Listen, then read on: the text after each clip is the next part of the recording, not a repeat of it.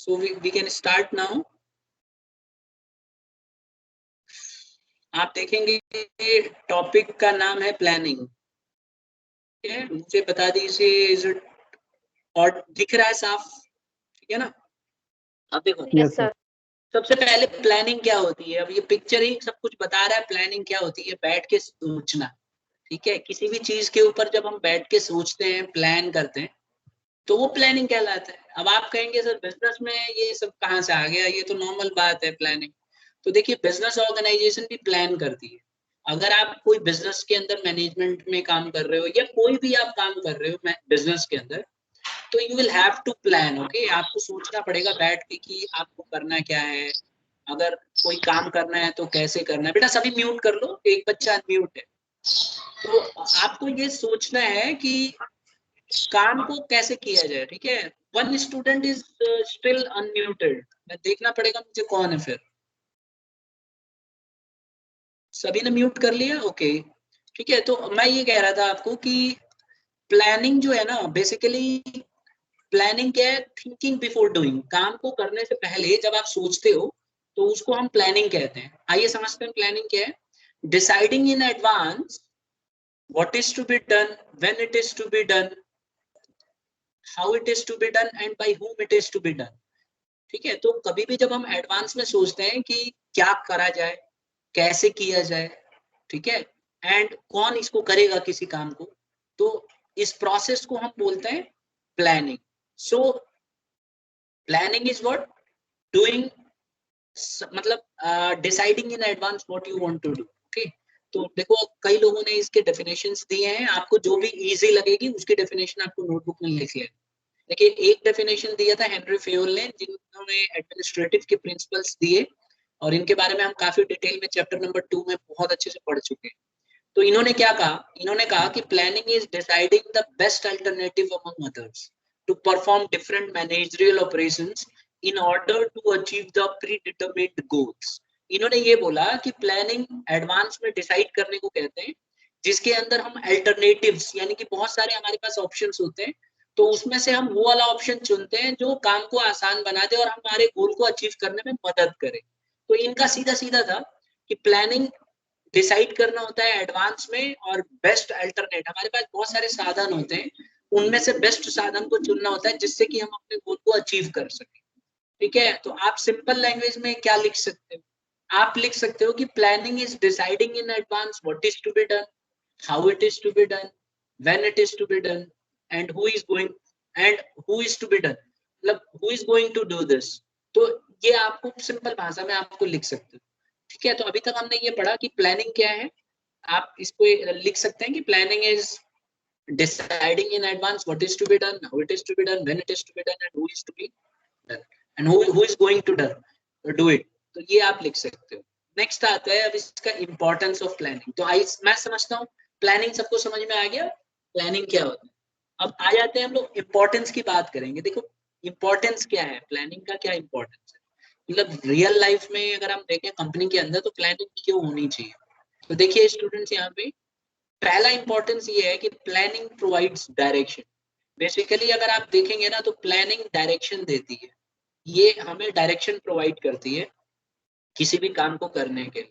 ठीक है, कैसे? देखो, this ensures effective implementation of plan. अगर हम प्रॉपर तरीके से प्लानिंग करेंगे तो हमें पता रहता है कि किस तरह से उसको इम्प्लीमेंट किया। ठीक है, इम्प्लीमेंट करने का मतलब है लागू करना। तो अगर हम प्रॉपर तरीके से प्लानिंग करेंगे तो इससे हमें मदद मिलती है काम को अच्छे से इम्प्लीमेंट करने के लिए, and direction of efforts towards attainment of objectives. और जो भी हमने उद्देश्य कर रखा होगा वो उद्देश्य को अचीव करने में मदद करेगी। तो सीधा सीधा ये मदद करती है कि हमें जो भी हम लोगों ने टारगेट रखा हुआ है, ऑब्जेक्टिव रखा हुआ है, उसको इफेक्टिवली इम्प्लीमेंट कराने में मदद करती है। अब मैं एक एग्जांपल से ऐसे समझाऊंगा कि जैसे मान लीजिए आपको कहीं जाना है, सपोज करो मुझे द्वारका जाना है। ठीक है, तो मुझे अगर मैंने प्लान कर रखा होगा कि कौन से रास्ते से जाऊंगा, तभी तो मैं द्वारका जाऊंगा। सपोज करो मुझे द्वारका सेक्टर 10 जाना। ठीक है, तो अब मेरे पास कई ऑप्शंस अवेलेबल हैं। जैसे हेनरी फ्यूल का अगर मैं डेफिनेशन देखूं तो हेनरी फ्यूल ने क्या कहा था? हेनरी फ्यूल के डेफिनेशन के हिसाब से क्या कहा था, देखिए ये दिखाता हूँ। बेस्ट अल्टरनेट चुनूंगा मैं, है ना। प्लानिंग डिसाइडिंग करना होता है बेस्ट अल्टरनेटिव। तो आइए बेस्ट अल्टरनेटिव चुन के दिखा दो।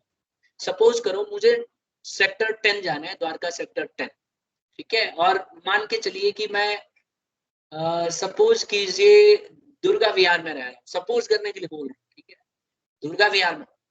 अब मुझे दुर्गा विहार से दो ऑप्शन है, एक ऑप्शन ये है कि मैं सीधा गोयला मोड़, ये जो सीधा रास्ता है गोयला मोड़ से जाऊं, सीधा अपना ये नाला पार करूं, सेक्टर 12 उसमें पहुंच जाऊं और वहां से सीधा होते हुए निकल जाऊं। एक शॉर्टकट तरीका ये है मेरे पास, ठीक है, गोला मोड़ वाला।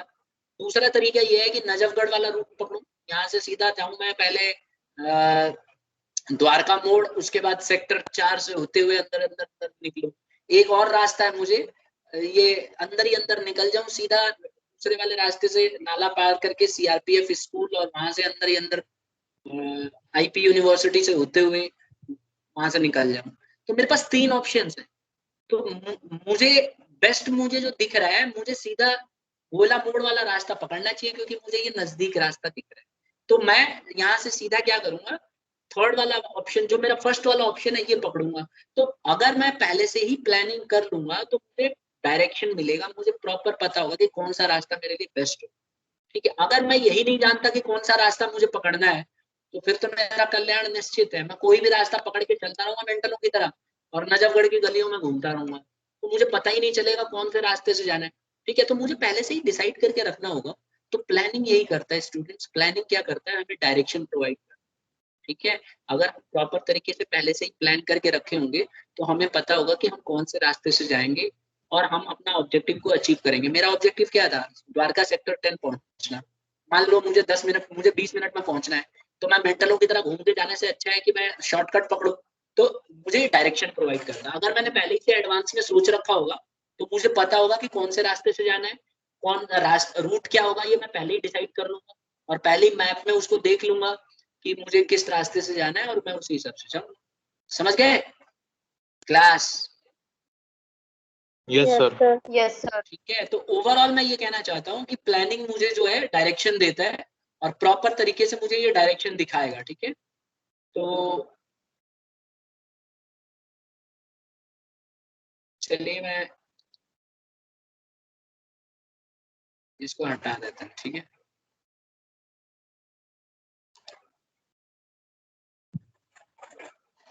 नेक्स्ट स्लाइड पे चलते हैं स्टूडेंट्स, एक बार मैं इसको हटा दूं पहले।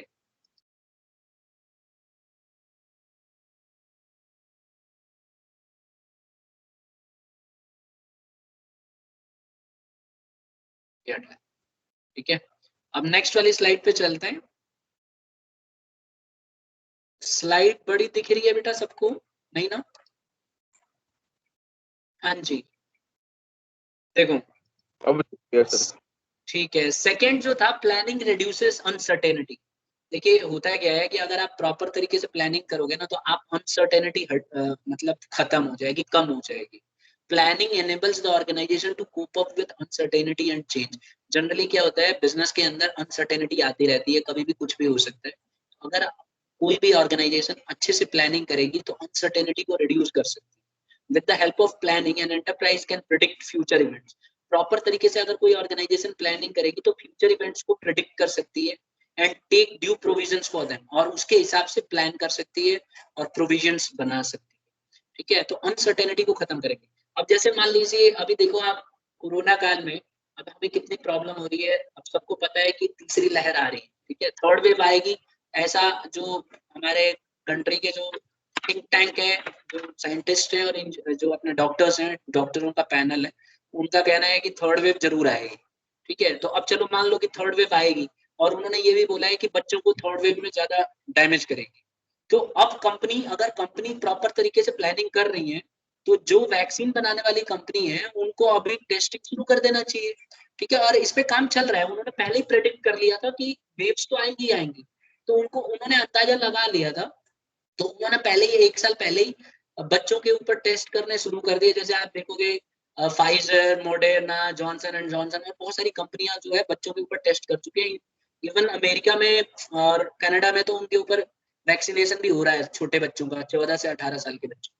तो आप ये देखो, प्रॉपर प्लानिंग करने की वजह से जो फाइजर कंपनी है, मॉडर्ना कंपनी है, जॉनसन एंड जॉनसन है, और बाकी जो दूसरी कंपनियां हैं जो जिन्होंने प्लानिंग प्रॉपर करा, उन्होंने अनसर्टेनिटी अपना रिड्यूस कर दी। ठीक है, अब उनको पता है कि डिमांड होगी और वाकई में डिमांड हो रही है आज के डेट। तो अगर उन्होंने जब प्लानिंग किया था तो उन्होंने पहले ही डिसाइड कर लिया था कि बच्चों को भी होगा आगे आने वाले समय। उस समय नहीं हो रहा था, बाद में उनको अंदाजा था। तो देखो उनकी अनसर्टेनिटी जो अनसर्टेनिटी थी वो उन्होंने रिड्यूस कर दिया और आज की डेट में खूब डिमांड हो रही है उनके वैक्सीन की और उन्होंने ऐसा कर दिया। तो प्लानिंग क्या करता है, आपकी अनसर्टेनिटी को कम कर देता है। ठीक है, अगर आप कोई भी काम में प्लानिंग करोगे तो आपके जो इवेंट हो सकते थे, जो आपको डैमेज हो सकता था, उस डैमेज को काफी हद तक आप रेस्ट्रिक्ट कर सकते हो। एग्जाम्पल के तौर पे जैसे मान लो कोई कंपनी प्लान बना रही है और प्लानिंग के समय उसने नोटिस किया कि गवर्नमेंट कोई इंपोर्ट के ऊपर बैन करने वाली है। ठीक है, कोई रॉ मटेरियल है उसके ऊपर गवर्नमेंट बैन करने वाली, तो उसको तुरंत वो अलर्ट हो जाएगी और पहले से ही रॉ मटेरियल एक्वायर करके रख ली। ठीक है, जैसे अब आप ये देखो इंडिया की जो कंपनी है कौन बनाती है अपना ये एस्ट्राजेनेका जो है, ये वैक्सीन बना रही है ना, आपको पता ही है। ठीक है, कोवैक्सीन तो हमारा ये कौन बना रहा है कोवैक्सीन, ये बताओ। Serum institute. कोवैक्सीन बना रहा है सीरम इंस्टीट्यूट।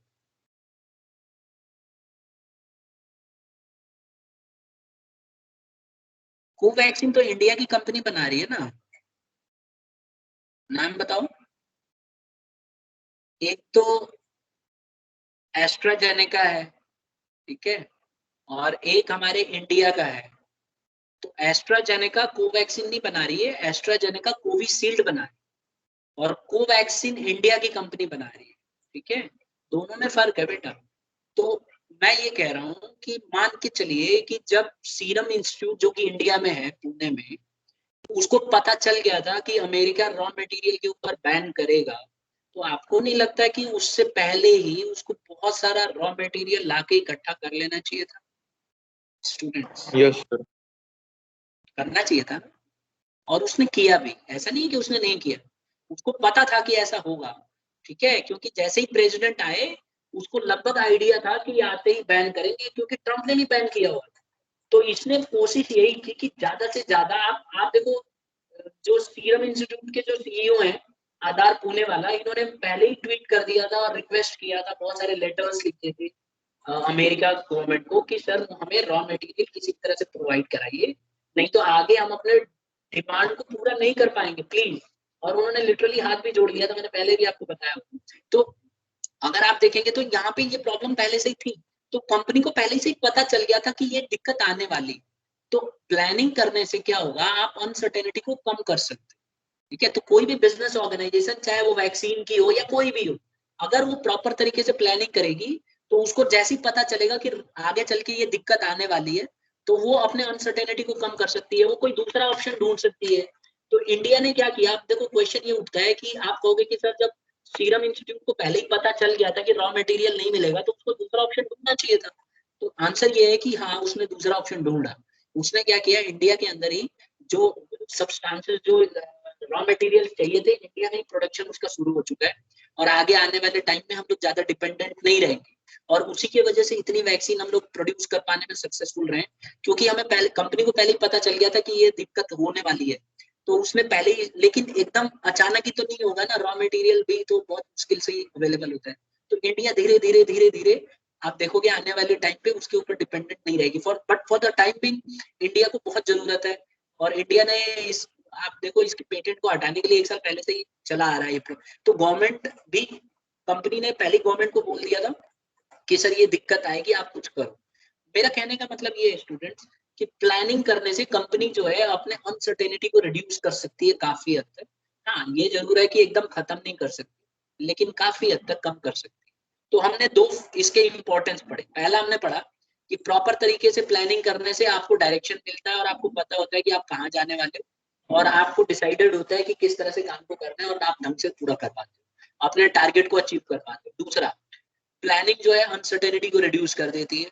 कोई भी अनहोनी होने वाली होती है तो प्लानिंग मदद करती है और आपको पहले ही प्रेडिक्ट कर लेते हो कि ये चीज हो सकता है और उससे बच सकते हो। तीसरा, planning reduces overlapping and wasteful activity.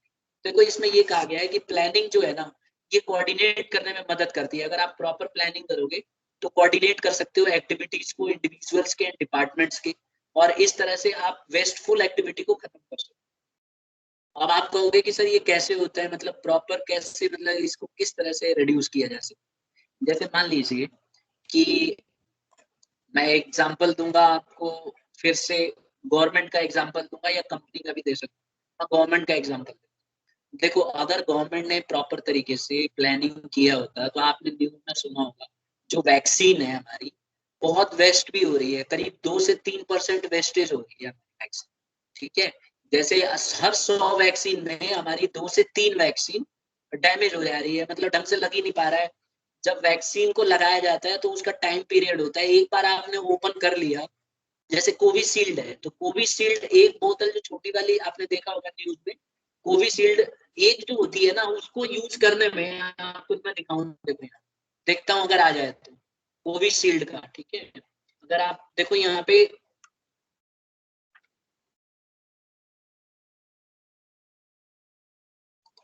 इसकी इमेजेस दिखा रहा हूँ,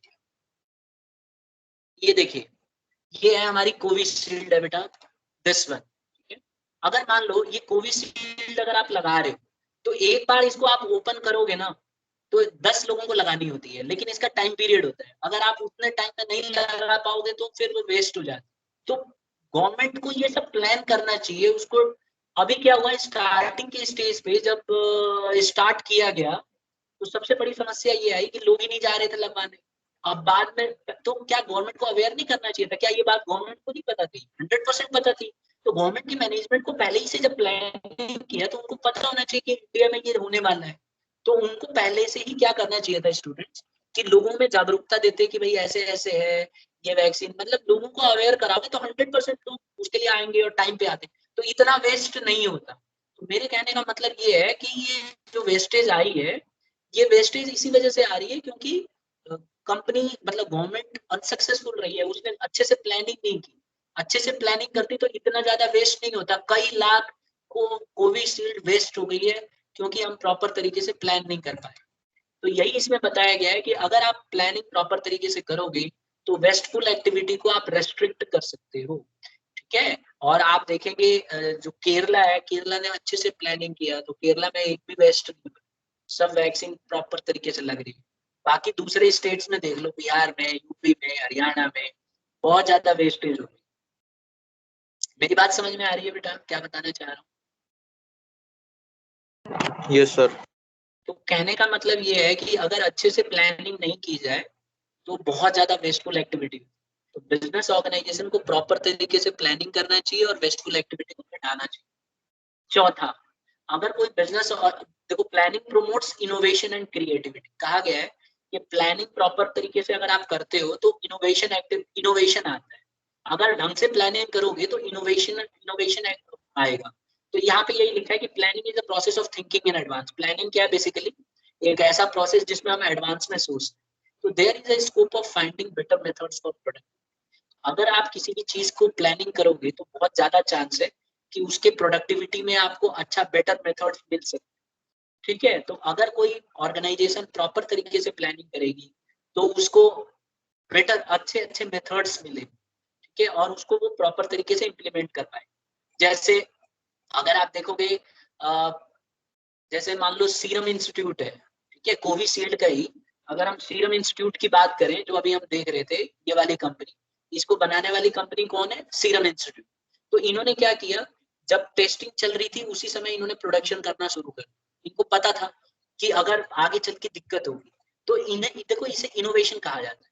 ये कंपनी सबसे ज्यादा क्यों आज की डेट में अगर आप देखोगे सबसे ज्यादा प्रोडक्शन कोविशील्ड का है। क्या रीजन क्या है इसका? इन्होंने सबसे पहले ही प्रोडक्शन शुरू कर दिया, इन्होंने भयंकर रिस्क ली, और इसको कहते हैं इनोवेशन। इन्होंने इनोवेशन किया, ये समझ गए कि आज ही से बनाना शुरू करते हैं, अगर हमारा टेस्टिंग आगे चल के अच्छा हुआ तो सक्सेसफुल, और वही एग्जैक्टली हुआ। ठीक है, इनका जो सक्सेसफुली इन्होंने इसको कर लिया। तो यहाँ पे कहने का मेरा मतलब ये है कि ये इनोवेशन को जन्म देता है, प्लानिंग क्रिएटिविटी को बढ़ाता है। तो क्योंकि इन्होंने अच्छे से प्लानिंग किया तो इनकी क्रिएटिविटी आ गई और इनको ये बेस्ट मेथड दिखा, जिनमें इसने इन्होंने डिसाइड कर लिया इसके आधार होने वाले उसी को। उन्होंने कहा कि हम प्रोडक्शन पहले ही शुरू कर देंगे। अच्छा, गवर्नमेंट भी बड़ी समझदारी दिखाई, गवर्नमेंट ने भी पहले एडवांस में पैसा दे दिया कि ये लो पैसा, टेंशन मत लो, दवाई मैन्युफैक्चर करो, मतलब वैक्सीन बनाना शुरू करो, हम आपके साथ हैं, अगर डैमेज होगा तो हम भी भुगतेंगे, कोई दिक्कत नहीं। तो कंपनी ने रिस्क लिया और आज की डेट में देखो काफी यूजफुल है। तो यही बताया गया है कि सबसे पहले इंपॉर्टेंस ऑफ प्लानिंग क्या है कि इनोवेशन को जन्म देता है और इसकी वजह से क्रिएटिविटी आती है। Next, planning facilitates decision making. अगर देखो प्लानिंग क्या करता है, डिसीजन लेने में मदद करता है। अगर आप प्रॉपर तरीके से प्लान करोगे तो आपके पास बहुत सारे अल्टरनेट्स होंगे, और बहुत सारे अल्टरनेट्स होंगे तो आपको पता रहेगा कि किस तरफ जाना है, मतलब कौन सा मेथड सबसे बेस्ट होगा। तो ये क्या करता है, मदद करता है डिसीजन लेने में, ठीक है। तो प्लानिंग हमेशा आप देखेंगे, हमेशा आपको हेल्प करेगा, आप प्रॉपर तरीके से डिसीजन ले सकते हो। Am I clear? Yes sir. Next आता है students, planning establishes standard for control. Planning क्या करता है, अगर आप प्रॉपर तरीके से प्लान करोगे तो आपका कंट्रोल बना रहता है बिजनेस पे, ठीक है। तो इसीलिए बिजनेस ऑर्गेनाइजेशन पहले से ही प्लान करके चलती है। Plan serve as a standard for evaluation of performance. अगर आप पहले से ही अच्छे से प्लानिंग करोगे तो आप स्टैंडर्ड सेट कर देते हो और आसानी से उसको कंपेयर कर सकते हो, ठीक है। It will help to ensure proper control by comparing the actual performance with the standard performance. अगर कोई भी चीज की बिजनेस अच्छे से प्लानिंग करेगी तो जो वो सामान बनाने वाली है उसका स्टैंडर्ड कंपेयर कर सकती है और परफॉर्मेंस को कंपेयर करने में उसको आसानी, ठीक है। तो इसीलिए आप देखेंगे कोई भी बिजनेस ऑर्गेनाइजेशन जो पहले से ही प्लानिंग करके रखती है वो आसानी से अपने स्टैंडर्ड्स को फुलफिल कर सकती है और सेट कर सकती है। तो आज हमने ये पढ़ा इंपॉर्टेंस ऑफ प्लानिंग, जिसमें हमने 6 इंपॉर्टेंस पढ़े। पहला हमने पढ़ा कि प्रोवाइड्स डायरेक्शन। प्लानिंग क्या करता है, आपको डायरेक्शन देता है कि आपको किस तरफ जाना है। अगर आप प्रॉपर तरीके से प्लानिंग करोगे तो आपको पता होता है कि आपको किस वे में जाना है। एक एग्जांपल हम क्लास का भी ले सकते हैं, क्योंकि प्लानिंग हर जगह एप्लीकेबल है, हम पढ़ेंगे आगे फ्यूचर में कि प्लानिंग हर जगह एप्लीकेबल है। तो प्लानिंग आप अगर देखो तो ये तो स्टूडेंट्स के लिए भी एप्लीकेबल होना चाहिए। तो आंसर है हाँ, प्लानिंग हमारे लिए भी एप्लीकेबल है। तो अगर कोई बच्चा अच्छे से प्लान कर रहा है और उसे पता है कि उसको मार्क्स अच्छा स्कोर करना है तो उसको प्रॉपर डायरेक्शन देगी। जैसे मान लो किसी बच्चे ने ये डिसाइड कर लिया है कि मुझे कम से कम 95% या उससे ऊपर लेना है और एडमिशन लेना है एसआरसीसी में या अच्छे कॉलेज में एडमिशन, तो उसको प्लानिंग प्रोवाइड करेगी डायरेक्शन। तो प्लानिंग करेगा जब प्रॉपर तो उसको पता होगा भाई मेरे को इतने मार्क्स लाने हैं, मुझे प्रॉपर टाइम पे नोट्स बनाने होंगे, ठीक है, मुझे रिवाइज करना होगा। तो वो पहले ही टाइम टेबल बना के रखेगा और उसको पता होगा कि क्या क्या करना है। तो टाइम टेबल उसको पहले ही बनाना पड़ेगा कि हर हफ्ते मुझे रिवाइज करना है, मुझे वीकली टेस्ट लेके देखना है, जो जो टॉपिक मैं कवर करूंगा कितना कवर करूंगा। तो इस तरह से वो बच्चा प्लानिंग कर लेता है, तो उसको डायरेक्शन दिखाता है प्लानिंग। अब मान लो कोई अपनी क्लास में कई ऐसे बच्चे हैं जिन्होंने प्लानिंग कर ही नहीं रखी, उनको कोई लेना देना ही नहीं है दुनियादारी से। कभी मन करता है तो क्लास अटेंड करते हैं, कभी मन करता है तो नहीं करते हैं। तो इन्होंने प्लानिंग करी ही नहीं है। जब इन्होंने प्लानिंग ही नहीं करी कि इनका ऑब्जेक्टिव क्या रहेगा, कितना परसेंट लाना है, तो उनको डायरेक्शन भी नहीं पता, वो किसी भी वे में जा सकते हैं। अभी मैं क्लास ले रहा हूँ, हो सकता है ऑनलाइन गेम खेलने लग जाए, कोई भी भरोसा नहीं है। तो प्लानिंग जो है आपको डायरेक्शन देता है। जब आप प्रॉपर प्लानिंग करते हो तो आपको पता रहता है कि आपने क्या करना है, कौन सा रास्ता चुनना है। आपने प्रॉपर टाइम टेबल बनाया और उसके हिसाब से आप उसको फॉलो करते हो तो आप सही दिशा में जाते हो और लास्ट में आप अचीव भी करोगे अपना टारगेट। लेकिन अगर आप प्लानिंग ही नहीं करके रखोगे तो फिर बुरी हालत हो जाएगी, आपको पता ही नहीं रहेगा कौन से रास्ते को चुनना है, कहाँ जाना है, सत्यानाश तय है। दूसरा, रिड्यूसेस अनसर्टेनिटी। देखो इसमें ये बोला है कि प्लानिंग जो है ना आपको अनसर्टेनिटी को खत्म करता है। देखो कोई भी बिजनेस के अंदर सर्टेनिटी नहीं होती है, पता नहीं कब क्या हो जाए, तो अनसर्टेनिटी को खत्म करने का काम करता है। और मैंने आपको एग्जांपल दिया था कि जैसे ही कंपनी है उसको पता चलेगा कि यार गवर्नमेंट पोर्ट बंद करने वाली, तो उससे पहले ही वो क्या करेगा, बहुत सारे रॉ मटेरियल का इंतजाम कर लेगा। अगर नहीं तो कोई दूसरा ऑप्शन ढूंढेगा, अल्टरनेट ढूंढेगा, तो उससे क्या होगा, अनसर्टेनिटी खत्म हो जाएगी, उसकी कम हो सकती है, कम कर सकता है। अगर ऐसा नहीं करेगा तो वो दिक्कत हो जाएगी। एक एग्जांपल से समझते हैं, जैसे मान लो कोई रेस्टोरेंट है, ठीक है, और वो रेस्टोरेंट जो है अपना मतलब खाना, आपको पता है रेस्टोरेंट का काम। तो अगर मान लो कोई रेस्टोरेंट है और उसको पता है आगे आने वाले समय में प्याज महंगी हो सकती है, ओनियंस महंगे हो सकते हैं, तो वो क्या करेंगे, पहले ही ओनियन खरीद के, और स्टोर रूम होते हैं, कूल स्टोरेज होता है, सब्जी ये सब इसमें रखते हैं, प्याज आलू ये सब, तो ये स्टोर करके रख देंगे, आलू रख देंगे, प्याज रख देंगे, जो जिनका टाइम पीरियड लंबा हो। और मार्केट में जिस समय वो 6-7 रुपए केजी होगा उस समय कई क्विंटल खरीद के और उसको स्टोर कर देंगे, और जब महंगा हो जाएगा तो उस स्टोरेज में से निकाल निकाल के यूज करेंगे। तो इससे क्या है, अनसर्टेनिटी उनकी कम हो जाएगी। ठीक है, तो अगर आप प्लानिंग करोगे तो अनसर्टेनिटी को कम कर सकते हो। तीसरा है reduces overlapping and wasteful activity. Planning क्या करता है, वेस्टफुल एक्टिविटी को कम करता है। अगर आप पहले से ही प्लान करोगे तो आपको पता होता है कि ऐसा ऐसा हो सकता है, तो आप अपने वेस्टेज को घटा सकते हो। ठीक है, जैसे मान लो कोई रेस्टोरेंट का एक एग्जांपल लेता हूँ। मान लो कोई रेस्टोरेंट और उसमें बहुत सारा आलू और प्याज रखा हुआ है स्टोर में, अब उसने देखा कि यार ये तो सड़ेगा गर्मियों में, तो ऐसे में अपने वेस्टफुल एक्टिविटी को कम करने के लिए वो उसको स्टोरेज में ले जाके रख सकते हैं। स्टोरेज वेयर हाउसेस होते हैं, वहां स्टोर कर सकते हैं। तो इससे क्या होगा, ओवरलैपिंग एंड वेस्टफुल एक्टिविटी खत्म। तो ऐसे बिजनेस करती है। फिर है प्रमोट्स इनोवेशन। देखो अगर कोई बिजनेस ऑर्गेनाइजेशन टॉप अच्छे से प्लानिंग करेगी तो इनोवेशन आता है और क्रिएटिविटी आती है। वो एडवांस में प्लान कर सकती है, सोच सकती है कि आगे आने वाले समय में हम कैसे उससे बच सकते हैं। अब आप देखो गवर्नमेंट भी प्लानिंग कर रही है। गवर्नमेंट ने प्लानिंग किया है कि बच्चों को बचाना है। अब बच्चों को बचाने के लिए इनोवेशनल तरीके ढूंढ रही है गवर्नमेंट। क्या क्या इनोवेशन तरीका है, मैं अभी आर्टिकल एक पढ़ रहा था, उसमें कई लोग पता है क्या सजेस्ट कर रहे हैं, कह रहे हैं कि छोटे बच्चों को तो इंजेक्शन आने में, वैक्सीन आने में बहुत टाइम लगेगा, तो क्यों ना हम लोग 45 से ऊपर वालों का तो मोस्टली लग ही चुका है, 60 से ऊपर वालों को लग चुका है वैक्सीन। अब रही बात 45 से ऊपर वाले मैक्सिमम को लग चुके हैं। तो गवर्नमेंट कोशिश कर रही है कि 18 से 44 साल तक के जो लोग हैं उनको लगाया जाए जल्दी जल्दी। अगर इनको लगा देते हैं तो घर में जॉब करके आएंगे तो वो इन्फेक्शन लाएंगे, और बच्चे ज्यादातर घर पे रहते हैं। तो ऐसे समय पे हम म्यूटेशन को रोक सकते हैं और बच्चों को देने की जरूरत ही नहीं पड़ेगी, क्योंकि अगर 60% पॉपुलेशन को दे दिया जाए तो हर्ड इम्यूनिटी आ जाएगी। तो गवर्नमेंट का यही मानना है कि बच्चों को देने से बढ़िया है बड़ों को दिया जाए, और कोशिश किया जाए कि 60% आबादी को दे दिया जाए। क्योंकि बच्चों की जो कैलकुलेशन किया है गवर्नमेंट ने, करीब करीब आप मान के चलिए 13 करोड़ बच्चे हैं इस समय, 13 करोड़ अंडर 18। तो 13 टू मतलब 13 से 15 करोड़ मेरा एस्टिमेट है ये, मतलब अगर मैं सही हूं तो इतने बच्चों को आपको वैक्सीन देने की जरूरत ही नहीं पड़ेगी, हर्ड इम्यूनिटी आ जाएगी। तो अगर आप एडवांस में प्लानिंग करोगे जैसे मैंने प्लानिंग किया, तो आप ये आपके दिमाग में क्रिएटिविटी आएगी, आप ये आइडिया सोच सकते हो। अब बच्चों की वैक्सीन आने में तो हो सकता है 1 साल लग जाए, तब तक थर्ड वेव आ जाएगी, अगस्त सितंबर में आने वाली है गर्मा। तो जैसे ही आएगी उससे पहले ही आप हर्ड इम्यूनिटी बना दो, बच्चे तो बचेंगे। आइडिया ठीक है कि नहीं है बताओ। थर्ड वेव क्या है सर? थर्ड वेव क्या है बेटा, वायरस भी हमारी तरह ही होशियार होता है। तो वो क्या करता है, म्यूटेट करता है ना जब बॉडी में, तो अपना दूसरा तरीका ढूंढ लेता है। ठीक है, तो और स्ट्रांग होके भी आ सकता है और वीक होके भी आ सकता है। तो उम्मीद की जाती है कि स्ट्रांग होके आएगा। तो अभी बच्चों को ज्यादा इन्फेक्ट नहीं कर रहा है, जब तीसरी वेव आएगी तो बच्चों को इफेक्ट, अगली बार स्ट्रांग होके आएगा तो और फैलाएगा वो, फैलाएगा तो फिर यही दिक्कत आएगी।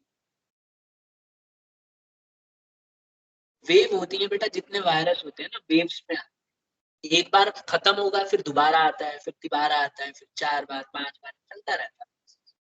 ठीक है, आपने देखा होगा ना, हम लोग बीमार पड़ते हैं ना सर्दियों में, देखा होगा खांसी जुकाम सर दर्द सबको होता है ना घर पे, है कि नहीं?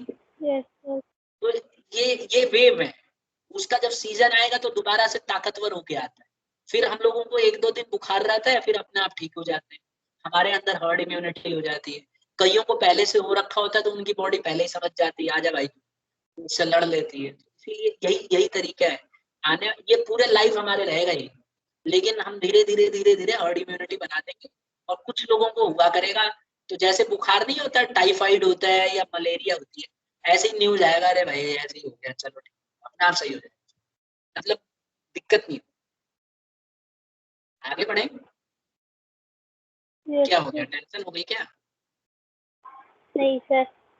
नहीं ना, तो बच्चों को टेंशन लेनी नहीं चाहिए। बच्चों से तो टेंशन कोरोना को हो रहा है।